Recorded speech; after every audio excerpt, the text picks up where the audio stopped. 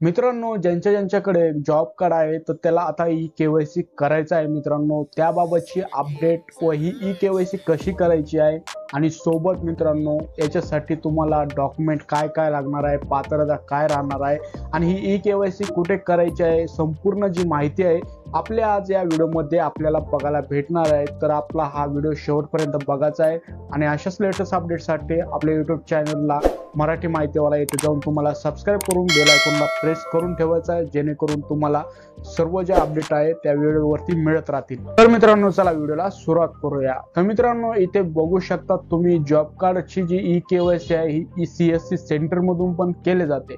पण मित्रांनो, काही काही ठिकाणी तुम्हाला जे ग्रामसेवकचं ऑफिस असतं तिथे करावे लागते. जे जवळ पडेल तुम्ही तिथे जाऊन ही ई केवायसी करू शकता. पंचायत समिती किंवा जे ग्रामपंचायत असते आपली त्या ग्रामपंचायतच्या ऑफिसमध्ये पण ही ई केवायसी होत असते.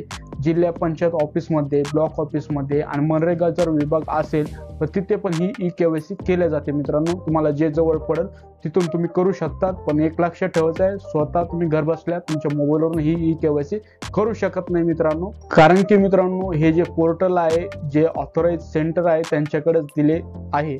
आता बघू शकतात, आता बहुतेक जिल्ह्यात CSC केंद्रावरूनच ही ई केवायसी केल्या जाते. जसं की जिथे आधार अपडेटचे काम होतात तुम्ही तिथे जाऊन ही ई केवायसी करू शकतात. आता जॉब कार्ड ई केवायसी करण्यासाठी काय काय डॉक्युमेंट लागतात, आता हे डॉक्युमेंट तुम्हाला सोबत ठेवणं गरजेचं आहे.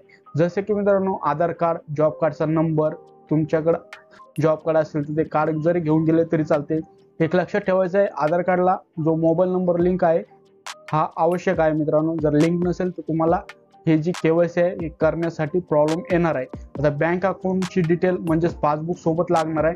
आणि एक लक्षात ठेवायचं आहे, जे आधारला लिंक आहे पासबुक तेच तुम्हाला द्यायचं आहे, जेणेकरून तुम्हाला जे भविष्यात याचे लाभ मिळणार आहे ते तुम्हाला डायरेक्ट तुमच्या खात्यावरती मिळत जातील.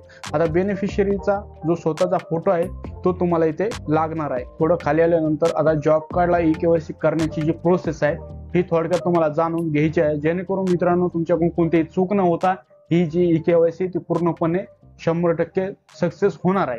सर्वप्रथम तुम्हाला CSC केंद्रावरती जायचं आहे किंवा पंचायत समिती, तालुका पंचायत, ब्लॉक, मनरेगा जिथं पण तुम्ही ऑफिसला जाता तर तिथं तुमचा जो ऑपरेटर आहे ते जॉब कार्ड त्यांना तिथे द्यावं लागतं. मित्रांनो, जो जॉब कार्डचा नंबर आहे ते टाकून त्यांच्या पोर्टलमध्ये सर्च करतात. तुमचा आधार नंबर व्हेरीफाय करत जे अपडेट आहे ई केवायसी ते करतात. त्याच्यानंतर मोबाईलवरती OTP द्वारे केले जाते ई केवायसी किंवा फिंगरप्रिंट किंवा तुमच्या डोळ्याचे जे ठसे असतात ते घेतले जाते किंवा आधार ऑथेंटिकेशन या प्रोसेसनुसार ती ई केवायसी होत असते. तुमचा पर्सनल डिटेल्स जसे की तुमचं नाव, ॲड्रेस, वय, बँक अकाउंट व्हेरीफाय करून हे जे आहे ई केवायसी अपडेट होत असते. मित्रांनो, अपडेट आणि सेव्ह झाल्यावर ई केवायसी जे स्टेटस आहे सक्सेस दाखवत असतं.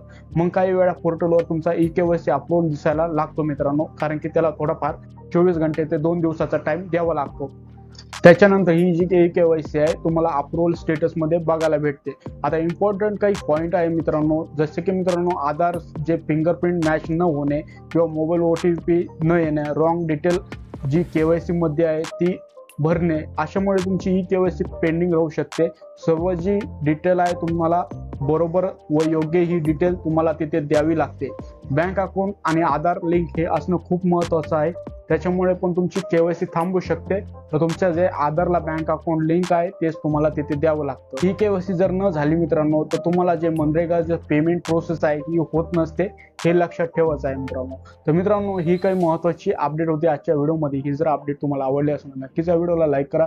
अशाच लेटेस्ट अपडेटसाठी आपल्या यूट्यूब चॅनलला सबस्क्राईब करून बेल आयकॉनला ऑलवरती प्रेस करून घ्या, कारण की ज्या अपडेट येतील तुम्हाला सर्वात प्रथम त्याच्या नोटिफिकेशन मिळत राहते. मित्रांनो, व्हिडिओ बघितल्याबद्दल आपल्या सर्वांचे मनपूर्वक धन्यवाद.